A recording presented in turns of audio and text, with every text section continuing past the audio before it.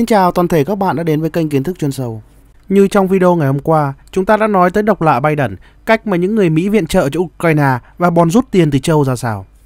Các bạn luôn nói với tôi rằng, chẳng lẽ giới tinh hoa của châu Âu không hề biết điều này hay sao? Tại sao bọn họ lại có thể ngu ngốc như vậy, theo chân những người Mỹ để khiến cho những công dân của mình khốn khổ vì tình trạng lạm phát gia tăng? Bọn họ biết cả đấy. Tuy nhiên, hãy nhớ rằng chủ nghĩa tư bản chính là chủ nghĩa cá nhân, chủ nghĩa của những nhà tài phiệt. Tất cả bọn họ đều có lợi ích trong đó. Vì vậy, dân có ra sao thì mặc kệ dân. Hãy nhớ rằng câu chuyện những người Mỹ kiếm tiền từ chiến tranh không phải bây giờ mới xảy ra, mà nó đã hình thành từ thuở khai thiên lập địa của quốc gia này. Đây chính là cái cách đưa Mỹ trở thành siêu cường số 1 trên thế giới. Có thể bạn chưa biết, vào tháng 4 năm 2022, Hoa Kỳ đã thông qua một đạo luật mang cái tên cho vay và cho thuê quốc phòng dân chủ Ukraine. Đây chính là cái cách để những người Mỹ có thể lách luật tự do ban phát dân chủ cho những người Ukraine. Luật này sẽ cho phép Tổng thống của Mỹ cung cấp vũ khí cho Ukraine mà không cần phải hỏi ý kiến của Quốc hội. Đạo luật này được trích đoạn như sau. Nó tăng cường thẩm quyền của Tổng thống Hoa Kỳ trong việc dàn xếp với chính phủ Ukraine để chính phủ Mỹ có thể cho vay hoặc cho thuê các thiết bị quốc phòng của mình nhằm bảo vệ những thường dân Ukraine khỏi cuộc xâm lược quân sự của những người Nga và cho cả các mục đích khác. Chúng ta có thể hiểu điều này như thế nào? Rõ ràng là luật này không chỉ áp dụng cho Ukraine mà nó còn có thể được áp dụng cho các nước thuộc châu Âu khác. Các học giả trên răng giới ca tút tới từ Cali thì luôn hô hào với chúng ta là những người Mỹ thật sự tốt bụng. Nhìn những công dân của Ukraine đang sống trong đau khổ, bị chiến tranh tàn phá bởi sự xâm lược tàn độc của những người Nga, bọn họ đã đứng lên hỗ trợ rất nhiều tiền và vũ khí cho Ukraine trong một cuộc chiến để chống lại những người Nga mà không có một yêu cầu gì hết. Thật là thánh thiện mà, nhưng có cái nịt nhớ. Nếu những người Mỹ mà thánh thiện như vậy, thì năm đó dân Cali chắc phải bơi chứ không được đu càng sang chảnh sang đây. Hãy nhìn kỹ lại các điều khoản trong đạo luật mà Mỹ vận chuyển vũ khí cho Ukraine. Vũ khí của những người Mỹ không phải là viện trợ cho Ukraine, mà vũ khí này là cho vay hoặc cho thuê. Điều này có nghĩa là Ukraine sớm muộn sẽ có một ngày phải trả giá vì phần lớn vũ khí được cung cấp đã bị phá hủy trong chiến tranh.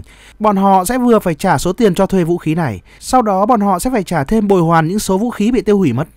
Vâng, Ukraine sẽ phá sản, nhưng Liên minh châu Âu mới là đối tượng để trả tiền thay. Tại sao lại như vậy? Cách mà Hoa Kỳ kiếm bộn tiền từ Ukraine không phải là mới, bởi vì những người Mỹ đã thực hiện điều này từ cuộc đảo chính Biden năm 2014. Mỹ đã không chuyển bất kỳ một khoản tiền nào của mình cho Ukraine sau cuộc đảo chính Biden. Bọn họ đã phát hành bảo lãnh ngân hàng. Điều đó có nghĩa là Mỹ sẽ không phải trả một xu nào miễn là Ukraine có thể thanh toán các khoản vay mà họ nhận được từ các ngân hàng dựa trên sự bảo đảm của Mỹ. Vậy số tiền Ukraine cần để thanh toán các khoản vay tới từ Mỹ thì đến từ đâu? Vâng, nó đến từ EU, dưới hình thức các khoản vay của chính họ, hay các hình thức viện trợ kinh tế mà Ukraine không phải hoàn trả cho Liên minh châu Âu. Tuy nhiên, để Ukraine được những người Mỹ bảo lãnh, thì họ phải tuân theo các điều kiện cực kỳ nghiêm ngặt. Đó là một quá trình yêu cầu phải tự do hóa nền kinh tế Ukraine. Điều này có nghĩa là bọn họ bị bắt buộc phải tư nhân hóa các ngành nghề. Nói cho dễ hiểu, có nghĩa là một số ngành nghề quan trọng như là năng lượng, rồi khai thác khoáng sản của Ukraine, chẳng hạn như là đất đen, quyền khai thác mỏ, sẽ bị bắt buộc phải tư nhân hóa, và chủ yếu khi bị tư nhân hóa, nó sẽ bị thâu tóm bởi các tập đoàn của Hoa Kỳ hưởng lợi từ việc này. Nguyên tắc vô cùng đơn giản, kể từ sau cuộc đảo chính Biden ở Ukraine, những điều sau đây đã được áp dụng cho quốc gia này. Hoa Kỳ đứng ra đảm bảo với tất cả các nước thuộc Liên minh châu rằng, tao bảo kê cho thằng Ukraine, chúng mày phải cho nó vay đi để nó phục hồi đất nước. Và tất nhiên rồi, EU dưới áp lực sẽ phải thanh toán các hóa đơn. Nguyên tắc này vẫn đã và đang được áp dụng cho đến ngày hôm nay. Liên minh châu có thể làm được gì đây khi mà những người Mỹ công khai đứng ra bảo lãnh cho Ukraine để khiến cho EU bắt buộc phải cho vay tiền? Nếu EU không nghe chắc chắn rồi sẽ là sự ban phát dân chủ, tự do, nhân quyền cho nơi đây. Giờ đây, Liên minh châu Âu vừa phải trả nợ cho những khoản mà Mỹ đã tài trợ cho Ukraine. Trong khi đó, bọn họ lại tiếp tục phải tài trợ thêm cho Ukraine nữa. Và sau đó, bọn họ sẽ phải thay thế một loạt các vũ khí hết trong kho của mình. Vâng, và hầu hết các loại vũ khí này đều sẽ phải đặt hàng từ các ngành công nghiệp vũ khí của Mỹ, như tôi đã nói trong video ngày hôm qua. Do đó, không có gì ngạc nhiên khi mà các đơn đặt hàng vũ khí của quốc gia Liên minh châu Âu từ các công ty vũ khí của Mỹ đã tăng gấp đôi vào năm 2022. Chà, dường như mọi thứ đều nằm trong tầm kiểm soát của những người Mỹ. Một câu hỏi được đặt ra rằng bọn họ đã lên kế hoạch từ trước hay khi Nga tấn công Ukraine rồi bọn họ mới thuận nước đẩy thuyền theo? Có vẻ như là những người Mỹ đã lên kế hoạch từ trước. Cái đạo luật cho vay và cho thuê vũ khí từ Hoa Kỳ này khi được đệ trình lần đầu tiên tại Hạ viện Hoa Kỳ đã được viết như sau. Dự luật này tạm thời sẽ từ bỏ một số yêu cầu liên quan đến quyền lực của Tổng thống trong việc cho mượn hoặc cho thuê thiết bị quốc phòng khi những thiết bị quốc phòng này được dành cho chính phủ Ukraine và cần thiết để bảo vệ dân thường Ukraine khỏi cuộc xâm lược của quân đội Nga. Điểm đáng chú ý là dự luật này được trình Hạ viện của Quốc hội vào ngày 25 tháng 1 năm 2022, nghĩa là Tại thời điểm đó, chưa hề có cuộc xâm lược nào của những người Nga vào Ukraine. Nga chỉ bắt đầu tấn công Ukraine vào ngày 24 tháng 2, một tháng sau khi đạo luật cho thuê và cho vay vũ khí từ Hoa Kỳ này được đề xuất lên Hạ viện. Tất cả những điều này dẫn chúng ta tới một sự thật chính là Hoa Kỳ không những không bất ngờ trước sự tấn công của Nga vào Ukraine, mà thậm chí bọn họ còn lên kế hoạch từ trước. Vì vậy, bây giờ các ngành công nghiệp quốc phòng của Hoa Kỳ đang thu lợi từ cuộc chiến Ukraine nhiều nhất, bởi vì đang có những người khác trả hóa đơn thay cho quốc gia này, trong khi những người Mỹ thì đang kiếm bộn tiền. Giờ thì chúng ta cũng có thể hiểu tại sao những người Mỹ chẳng mấy mặn mà đứng ra đàm phán cho cuộc xung đột giữa Nga và Ukraine. Có thể bạn chưa biết, chính cái chính sách cho thuê và cho vay vũ khí tới từ Hoa Kỳ này chính là lý do đưa quốc gia này lên vị trí số 1 trên thế giới. Chúng đã tồn tại từ cách đây hơn 100 năm trước. Trong Thế chiến thứ nhất, thì các ngân hàng của Hoa Kỳ đã tài trợ cho chi phí chiến tranh của Anh và Pháp, trong khi Nga thì bị đánh bại và phải rút khỏi cuộc chiến. Lúc này có nguy cơ phát xít Đức có thể giành chiến thắng trong cuộc chiến. Tất cả đã đều yếu và mệt mỏi. Hoa Kỳ nghiễm nhiên là một bên tham chiến cuối cùng. Kết quả thì ai cũng biết, quân đội của Hoa Kỳ với những trang thiết bị tốt và sức khỏe ổn định, bọn họ không phải trải qua những cuộc chiến đẫm máu như quân đồng minh. Các khoản vay từ ngân hàng Hoa Kỳ cho Anh và Pháp vốn sẽ bị mất nếu trường hợp quân Đức chiến thắng, rốt cuộc đã được cứu vãn. Và cuối cùng Mỹ bắt những người Đức phải ký một hiệp ước Versailles. Có nghĩa là những người Đức vào lúc này sẽ phải chi trả mọi chi phí của chiến tranh mà các đồng minh của Mỹ đã phải chịu, bao gồm cả những khoản vay của bọn họ với cả các ngân hàng của Hoa Kỳ. Kết quả là Hoa Kỳ đã vươn lên trở thành cường quốc số 1 trên thế giới, bởi vì vào lúc đó cường quốc số 1 trên thế giới là Vương quốc Anh đã bị suy yếu sau chiến tranh. Trong Thế chiến thứ hai cũng vậy, những người Mỹ cũng đã tiếp tục áp dụng những nguyên tắc này. Bọn họ đã cung cấp, tức là cho mượn vũ khí quan trọng nhất là những tàu ngầm cho Vương quốc Anh, để quốc gia này có thể phá vỡ sự phong tỏa tàu ngầm của những người Đức. Đổi lại, Mỹ sẽ được trao các căn cứ quân sự ở Anh ở Caribe, nơi từ lâu đã trở thành cái gai đối với cả những người Mỹ. Chưa dừng lại ở đó, Mỹ còn cung cấp vũ khí cho tổng cộng 30 quốc gia. Các thỏa thuận cho vay và cho thuê với 30 quốc gia quy định việc hoàn trả không phải dưới dạng tiền hoặc hàng hóa được trả lại, mà dưới hình thức các quốc gia này sẽ phải cùng chung tay để tạo ra một trật tự kinh tế quốc tế, tự do hóa trong một thế giới thời kỳ hậu chiến. Nó có nghĩa là các quốc gia này sẽ phải tham gia vào các tổ chức thương mại và ngoại giao của Hoa Kỳ, cũng như sẽ phải cùng chung tay giúp đỡ Hoa Kỳ khi mà quốc gia này gặp bất kỳ một kẻ thù nào gây hại đến bọn họ. Vâng, từ hai cuộc chiến đã xảy ra trong quá khứ, chúng ta cũng có thể thấy được Hoa Kỳ có được ngày hôm nay không phải là do may mắn, mà nó hoàn toàn tới từ những cái đầu do thái của bọn họ. Những gì đang xảy ra với Ukraine ở thời điểm hiện tại có thể được mô tả không ngoa như một thế chiến thứ ba mà những người Mỹ đang xây dựng để hòng trục lợi. Nếu Mỹ có thể đánh bại Nga, thì cùng lúc cả châu Âu và Nga sẽ bị tàn phá hoàn toàn về mặt kinh tế. Trong khi đó thì Mỹ sẽ nhanh chóng phục hồi về mặt tài chính và thậm chí có thể giành lại quyền kiểm soát hoàn toàn nguồn tài nguyên thiên nhiên của những người Nga như đã làm dưới thời Yeltsin trong những năm 1990. Lúc này Mỹ sẽ tiếp tục giữ vị trí số 1 trên thế giới, không thể chối cãi, với quyền kiểm soát liên quan đến hầu hết các nguồn tài nguyên thiên nhiên của thế giới. Bọn họ sẽ dễ dàng chống lại Trung Quốc, khi đó là đối thủ cạnh tranh cuối cùng còn lại. Tôi nghĩ rằng đây chính là mục tiêu địa chính trị hiện tại của Hoa Kỳ. Đó chính là sự thống trị toàn thế giới. Câu hỏi duy nhất là liệu kế hoạch của Mỹ có hiệu quả hay không, và liệu những người Nga có thể đánh bại kế hoạch này hay không. Tôi nghĩ rằng Nga và Trung Quốc sẽ không cho phép Mỹ làm được điều đó.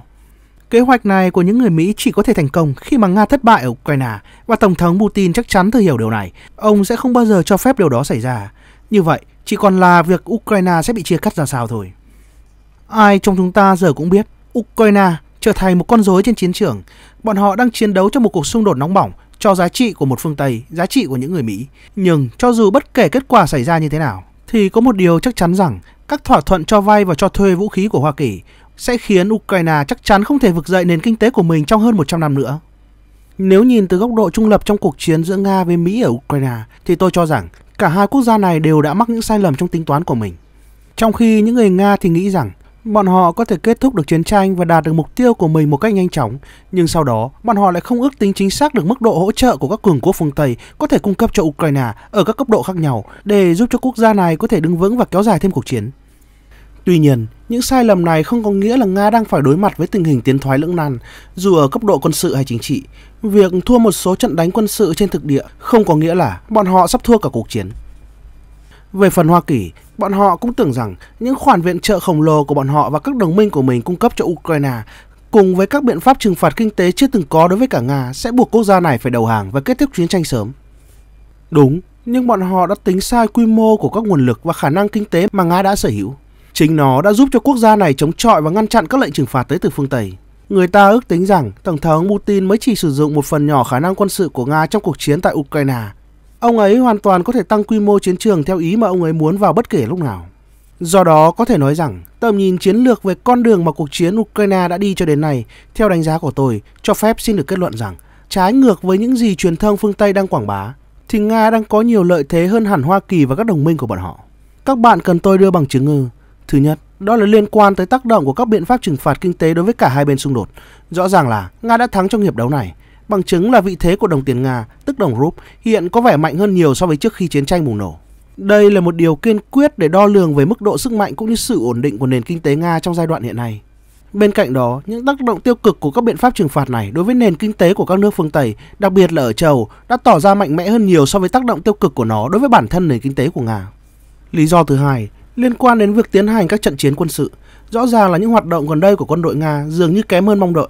Nhưng chúng ta không được quên rằng Nga đang phải đối mặt với một đội quân đứng đằng sau và hỗ trợ cho Ukraine thông qua tất cả các phương tiện sẵn có, bởi vì các nước của phương Tây, đặc biệt là Mỹ, một quốc gia mà sẵn sàng huy động tất cả các nguồn lực của mình nhằm trục lợi và tranh giành ảnh hưởng của mình trong tương lai. Tính đến thời điểm hiện tại, Nga vẫn kiểm soát hầu hết các vùng đất mà bọn họ đã tuyên bố sáp nhập, bất chấp sự phản kháng dữ dội của những người Ukraine cũng như cả phương Tây. Vì vậy, làm sao một ai đó có thể kết luận rằng Nga đang trên bờ vực thất bại quân sự ở Ukraine? Lý do thứ ba, nó liên quan đến mức độ gắn kết của liên minh chính trị và quân sự của cả hai bên. Liên minh do Hoa Kỳ lãnh đạo, bao gồm chủ yếu các quốc gia thành viên NATO và một số quốc gia khác ở phương Tây. Bọn họ có vẻ vô cùng gắn kết khi mà bắt đầu chiến tranh. Nhưng giờ đây, nó có vẻ như đang kém gắn kết hơn bao giờ hết, bắt đầu xuất hiện vô số rạn nứt. Đó là những vết nứt có xu hướng mở rộng dưới tác động của mùa đông hay do xung đột về lợi ích giữa Hoa Kỳ và các nước châu Âu. Tóm lại là, trong cuộc xung đột tại Ukraine, Tổng thống Putin vẫn đang nắm giữ chìa khóa để mà chiến thắng. Hãy nhớ rằng, ông ấy không được phép thua trong cuộc chiến này, không phải là các vấn đề liên quan tới Ukraine, mà là một vấn đề của một thế giới mới, một thế giới đa cực do ông ấy xây dựng nên. Thế giới mà Putin xây dựng sẽ chỉ phát triển được nếu như Nga thắng lợi cuộc chiến này. Còn Mỹ bọn họ vẫn là một phần rộng lớn trong thế giới đa cực đó. Bởi vì dù kết quả có thế nào đi nữa, bọn họ vẫn hoàn thành mục tiêu của mình, đó là hút tận tủy và làm suy yếu châu Âu. Còn tất cả các bạn có cảm nghĩ như thế nào về vấn đề này? Hãy bình luận ở phần bên dưới nhé. Còn bây giờ thì, bye bye.